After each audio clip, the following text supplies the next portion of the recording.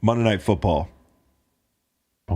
It's been a day or two for y'all, but this was storyline central. The Rams off a loss. You had Odell Beckham Jr., and then you had an injury to a player that people talked about for like 3 hours over the weekend, as opposed to the 36 hours straight of Odell Beckham Jr. coverage we got. We didn't talk about Robert Woods. I think that played into the game on Monday night. But the first thing I want to talk about is the beat, okay? 2 bets I made right off the bat. You know the Niners own the Rams, right? Like, you know that. Everybody knows that at this point. The public might be on the Niners next time. It was like 80-20 last night. They've lost 5 straight to these guys.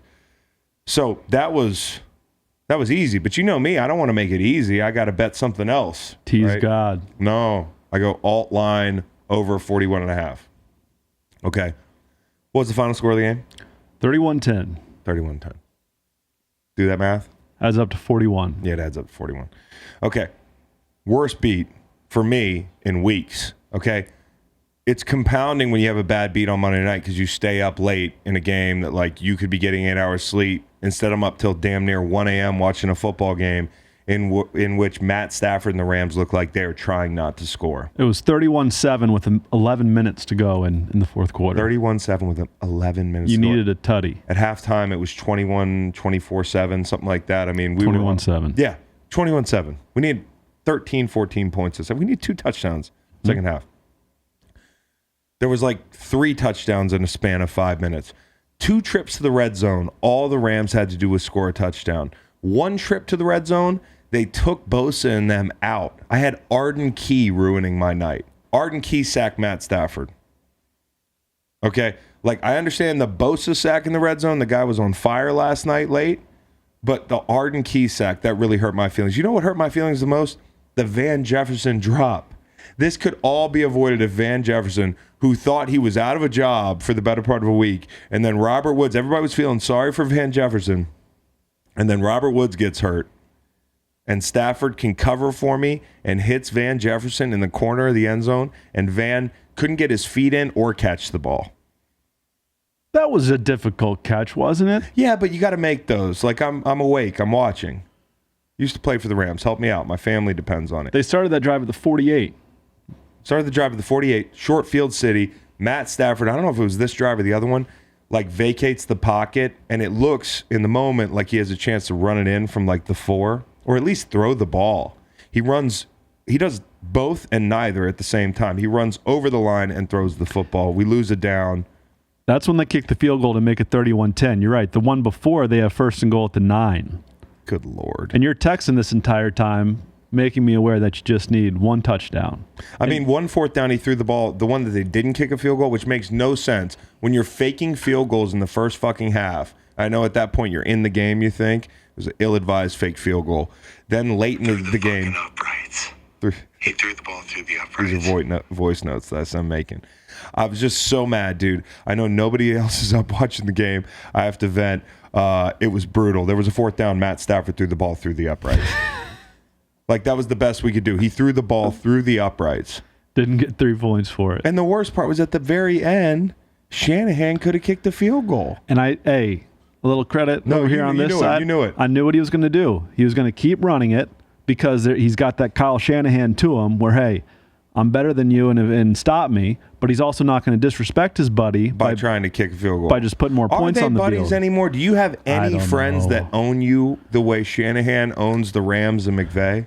I don't know. Like, I don't think if you have somebody, if somebody beats me like that in fantasy football, we're not going to hang out for a while. Like, they've just been, this is free money. I don't know about the next time. Probably is going to be free money the next time. I think it's whatever the last week is, 18. I believe it's week 18 this year. Well, I didn't have the Niners going to the playoffs. You never know with the wild card thing. They could be thinking they're playing for something week 18, but the Rams probably going to be trying to play for something too. When Waylon went to bed last night and he's starting to get into football, which is fun because it's like a common thing. It's not like I want him to go play football. In fact, I don't. We can watch it together. He's like, hey, Dad, and this reminded me of being a kid and going to sleep for these Monday night games, then waking up to see Sports Center. Like, you always had to go to sleep, especially NHL playoffs. I can remember one Lightning game went for like 8 overtimes, and I had to find out in 6th grade at like at school. It's the same thing with Monday Night Football. It's the thrill to it. Waylon's going to bed about 8:30. What do you think about that bedtime? 8:30? Yeah. How many years old? He's 5, almost 6. Well, how old is he? I don't know. The questions before the answer. I don't know anything about bedtimes for kids that age. You can ask me about, it's probably about right. 10-month-old. It's probably about right. We're about 7 p.m. 7 p.m. A lot of free time after the kid goes to bed, huh? Yeah. What time I get? 8th. Imagine having 2 of those things. And they go to bed later. Waylon goes to bed and he says, "Wake me up when the blue team scores." That's who he decided he wanted to win. And I was like, "The blue team cut your dad," but you weren't around yet. You were in Mama's belly. We were living in a hotel waiting to be released. I almost didn't have to wake him up at all. Like, I almost didn't have to lie to him because they scored 1 touchdown the whole night. And you have Von Miller and OBJ, the big stories. They check in. They had the worst first night stay at their great new hotel. I mean, like, everything's not working. Von Miller, he's got to watch a bunch of 4-minute mode, essentially. He's watching drives. He's like, he's never seen a drive like that. Like 19 plays, 15 run plays, a couple back-breaking in cuts on 3rd down. Deebo Samuel, Yak, the whole thing. There's not really a lot of chance to do what you're supposed to do. And on the other side of things, OBJ gets a catch right off the bat. So you knew they were trying to keep him happy. Like, all these things can be all these things can be true, dude. Is that Troy Aikman over there? No. All these things can be true. And by the way, I'm a bigger Odell fan than you. I don't think you like Odell. Do you think he's a cancer? No, I like Odell. I don't think he's a cancer. Odell's a member of the Houses. I don't want to rail. He's a member of one of my fantasy teams too. I don't want to rail against Odell, but it can be true that while he's not a bad teammate, you do walk on eggshells around the guy that demanded to have a bunch of targets just a little bit the first game. You want to get him going. You want to build his confidence. That's not outrageous. Okay, 15 of 56 snaps, ran 11 routes, 3 targets, 2 catches. Can it be that Stafford's just trying to send him one? I'm not saying I agree with Aikman, but you get him on the board right off the bat with a 5-yard out. And at that point, you're thinking, Odell's going to get touches today. Then the deep ball, which I don't know what happened. Seemed to stop running. It seemed to stop running, and it seemed to be a little bit of a miscommunication. These things happen. But early, they were trying to get him the ball. And Odell, his first possession ends in a tackle. I don't think a good tackle, too. Didn't really wrap the arms, but fuck, beggars can't be choosers. A wide receiver. Not everybody can be Julio Jones. Looks like he's Ed Reed. But bad start for, the tenure of, maybe the short tenure of Odell in LA, because I don't think he's going to be there next year. They don't have the money, the whole thing. And for Vaughn. Now, we haven't potted since Odell signed with the Rams. You left the building right before it happened last week. You think it's a good signing? I think it's a great signing in light of Robert Woods' injury. Didn't like it before then. Yeah. But now it seems to make a lot of sense. See, I think it makes less sense now. Wow. Yeah. You're not going to replace Robert Woods with Odell Beckham. This made sense because Odell was a luxury, okay, and a low-risk luxury from a financial standpoint.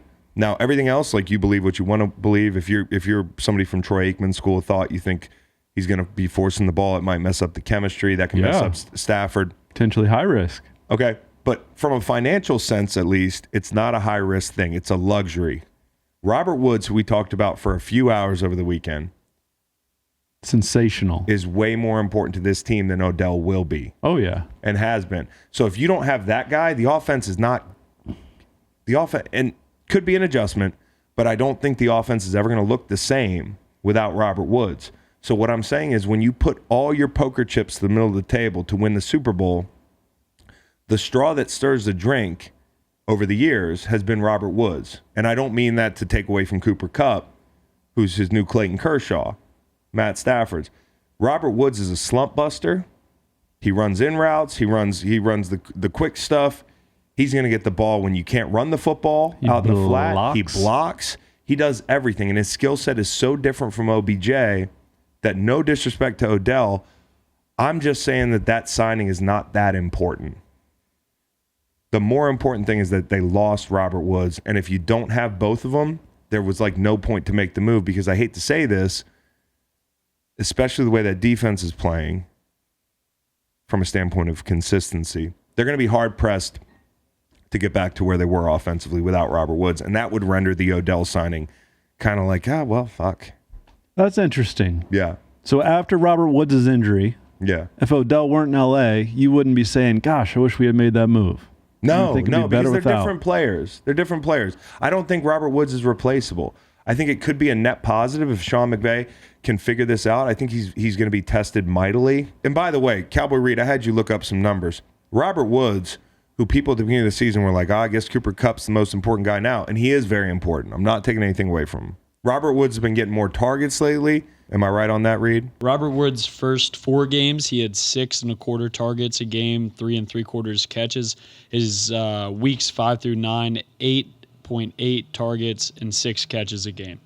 Yeah, so he's getting the ball more before he gets hurt. They're figuring out that they got to use him when they come upon some tough times. And then when you look at his San Francisco games, now they've lost all these games, but the Rams have lost in shootouts, and they've lost where they couldn't put points up. The 2 games they couldn't put points up, they couldn't get Robert Woods going. When Robert Woods goes, that offense goes against San Francisco. And so I think while we're all hitting the panic button on the Rams, and maybe we should be, this was a foregone conclusion. They weren't going to look good tonight. I thought they would probably lose the ball game. And on top of it, when you throw a pick 6 after like a 19-play drive, that's your answer to Jimmy Ward. By the way, Jimmy Ward played awesome last night in his return. When you do that, you're not going to win on the road against a team that can basically get in 4-minute mode and run the ball. Like, they don't even have to throw the ball and they can beat you. So you're down 14-0 on the road. That place is rocking, and that Higbee drop was terrible. Oof. Not even a drop, like a shovel pass to Jimmy Ward. Yeah, and then it wasn't his worst drop of the night. The worst drop of the night was like backed up. I heard a cartoon blooper sound when he dropped that ball backed up. Like I heard like a clown sound at the circus when he dropped that ball backed up at like the 9 and like fell out of bounds. But he also scored, which was very significant for some of us. He did. And you know what? Like, I like Tyler Higbee as a player. I like Cooper Kupp as a player. I like Matt Stafford. I like Van Jefferson. But last night, they weren't ready to play. And I don't know if Matt Stafford's healthy the way he's throwing some of these balls. I think the Rams just got chin-checked. I think the fake field goal was dumb. I like watching Ramsey play frustrated because he's awesome when he plays frustrated. He pushed him. Bro, he pushed him. I love Ramsey when he's frustrated, but I hate what it takes to get there for this team. And yet, bye week on deck, I bet OBJ comes out 2 weeks looking great. And you know what? It's not going to be hard to make that prediction because he's going to look better. And they're going to win games. And there's going to be days where he gets his. But I'm just saying, if you gave me a choice between this and just keeping it the way it was, I'd have kept it the way it was. Yeah. And that's not because I think Odell's a bad guy. I actually hear he's a great guy to play with in a lot of ways. Odell's presence is monumental. Like Odell walking in the building is not quite Cam walking in the building, but he's an icon. When LeBron James welcomed you to LA, guess who you're looking at? All right, Matt, what you going to do with this? All those people that loved you on the internet for a month that were all of a sudden Matt Stafford hipster fans, they're going to fucking just light you on fire if Odell doesn't eat. And listen, Odell might eat a couple weeks, but I'm just saying Robert Woods was so important to this team when they're winning and when they're in slumps, even more importantly. And last night they were in a slump. They didn't have any consistent guy to get the ball to do the dirty work against a physical team. What about the defense for LA? Defense for LA is a problem.